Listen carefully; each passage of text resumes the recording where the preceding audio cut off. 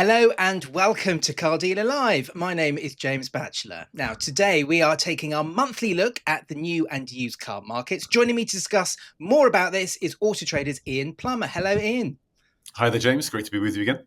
Always lovely to have you on Car Dealer Live, Ian. Thank you so much for joining us. Now, I've got a lot to ask you, particularly around one subject, which is electric cars. Now, obviously, they are in the spotlight at the moment. Hot topic. To say, I think that's probably an understatement, really. But we've had the electric car grant announcement, haven't we?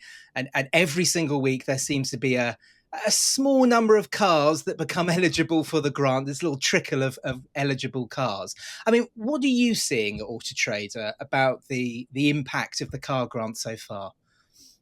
Well, the impact has been pretty strong in terms of boosting visibility of EVs and boosting consumers' appetite for them. So the day after the announcement, we saw a large boost of audience numbers looking at new electric cars. The share of the new market that was going towards electric sort of ad views and leads was jumped from around 1 in 4 to around a third. So there was a big rise. There was a doubling of interest in cars of EVs, I should say, under £37,000. So people had got the message that it was more likely to be the affordable product that was going to be incentivized. So they were putting their eyeballs and their clicks where those most relevant cars were. So it definitely had a big boost of interest.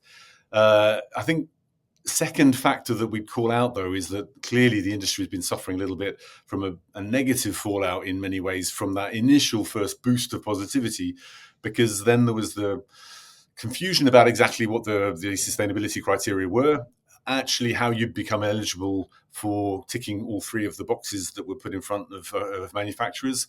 And nobody has ticked all three just yet. So then that's led to a little bit of almost annoyance that no one yet seems able to see their way to getting to the upper level of the £3,750 that's available. There are 24 models, I believe, now at the £1,500 level.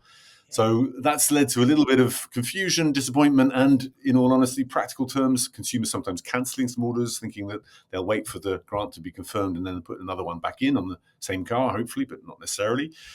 Sometimes people waiting to see how this plays out, looking at EVs on our platform and so on and elsewhere, but not necessarily translating that into an order and so on. So that's the sort of second factor, a little bit of a holding pattern. And then the third key factor is that I think the government's announcement has had a great effect as an announcement more than as an actual tangible policy just now.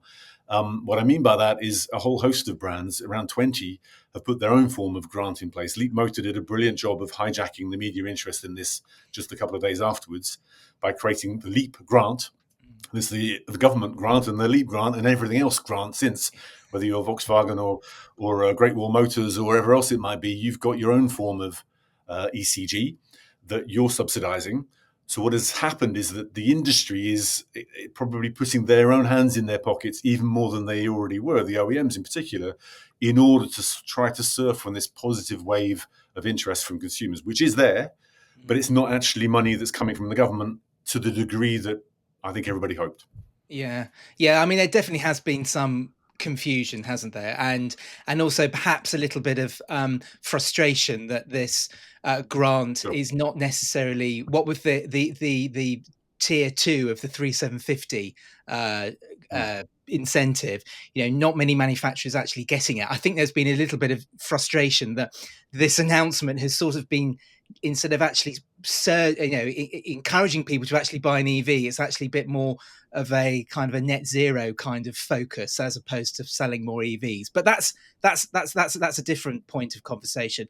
The question I'd like to ask you, though, is, do you think that this demand that we've seen over the past 3-4 weeks, do you think that this will actually sustain once inevitably this excitement fades? Well, I think we have seen, as you and I both just touched on, a positive surge of interest. It's not yet necessarily been translated into sales. July's new car sales were slightly down on prior year. EVs were part of that, but not the only explanation for that.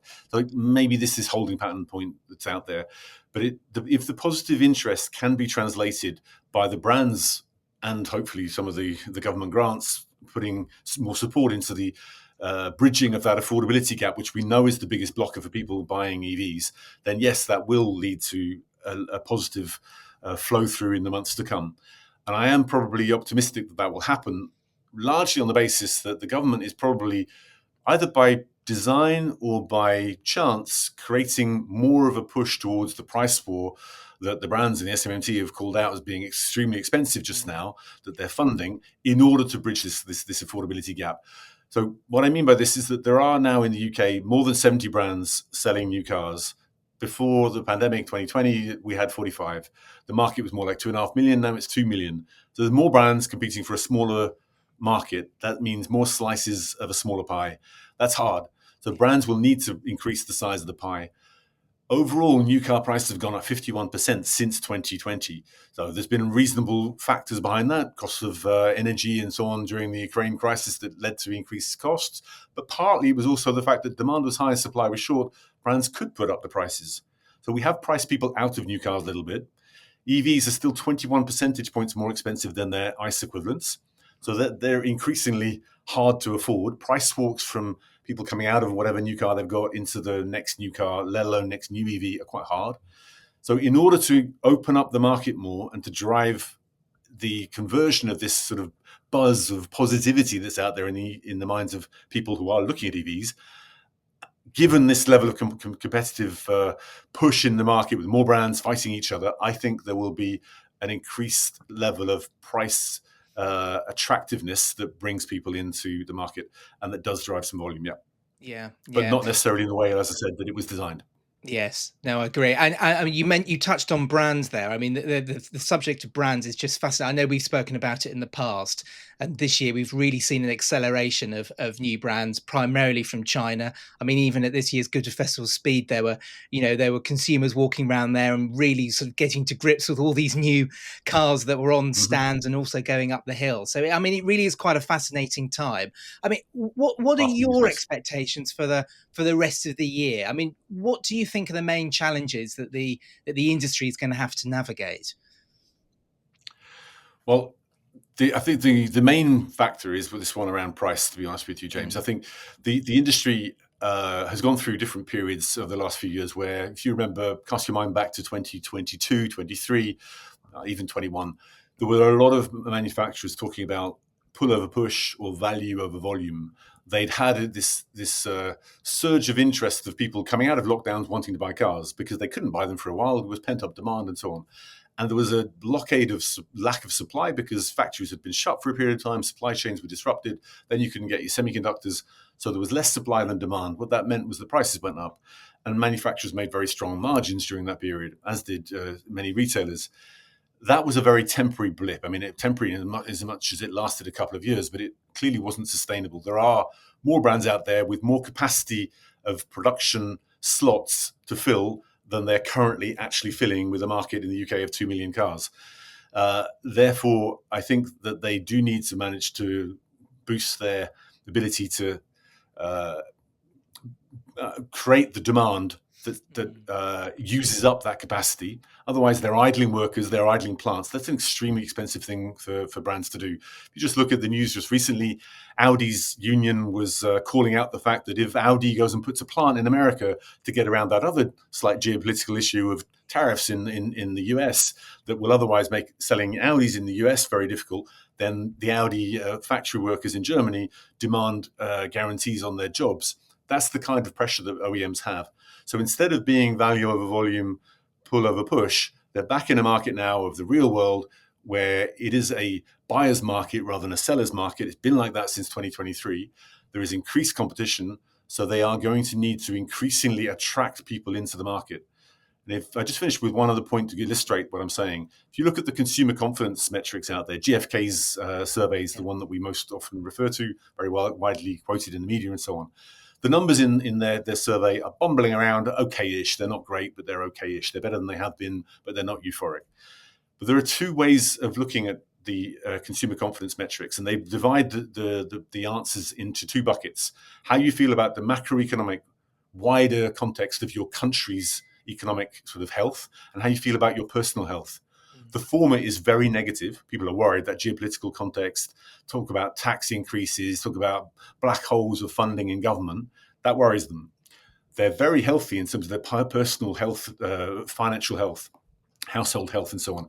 That metric, though, household financial health, correlates negatively to the new car market. In other words, we need people to spend the money that they have to Exactly. be financially robust, but they need to be encouraged to spend it rather than sit on it.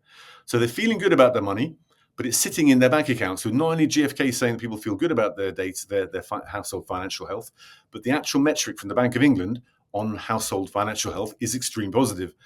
And we need, as an industry, to give consumers, car buyers, more reasons to come and buy a car. Fundamentally, in the new car market, most of that is around price.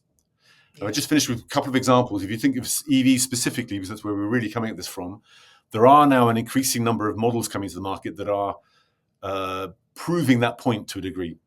So in our top 10 EVs, there are now a majority of vehicles that are actually in this sub £37,000 category.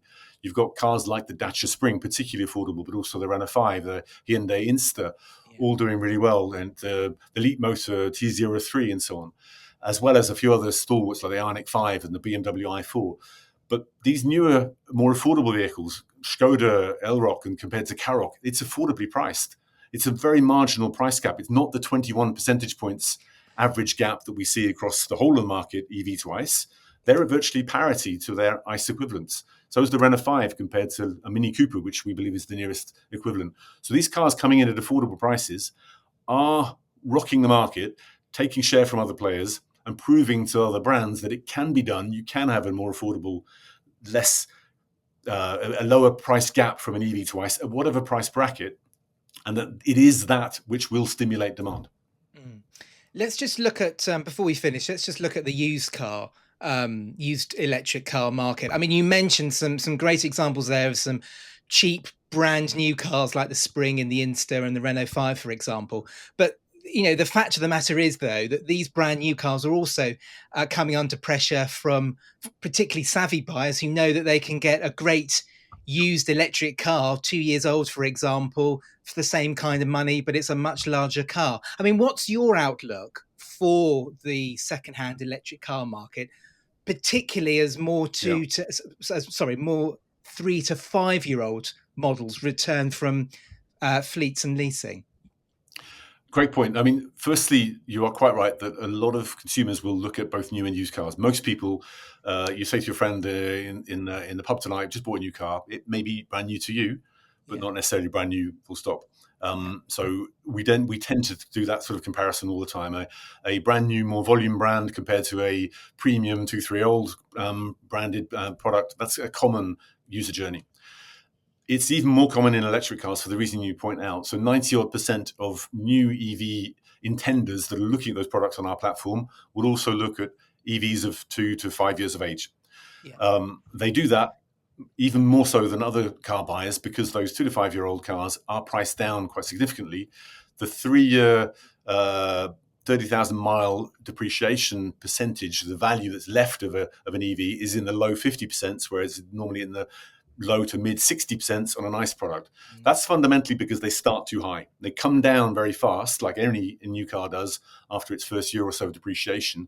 Because when they're in the used market, we've learned that as retailers back into the winter of 22-23, when things were realigned, when there's boost of supply and dent of demand, energy crisis, Ukraine, etc. back then. Now EVs need to be at parity. When they're at parity, they sell really well. In the used EV market right now, EVs are selling a day quicker than last year and a day quicker than other fuel types, all categories, all age groups of EVs. So they're doing well. They turn particularly well in the 3 to 5 year old category that you talked about. That's because they've fallen, as you said, so far, and they're now looking like a parity to an ICE equivalent, whereas they started out with that 20% gap when they're brand new. So unless you're really committed to getting a brand new one, it's tempting to go to the used market, which is a challenge for the new side of things, the brands and retailers selling new cars. But actually, it's quite healthy because you need the used car market, obviously, to turn quickly.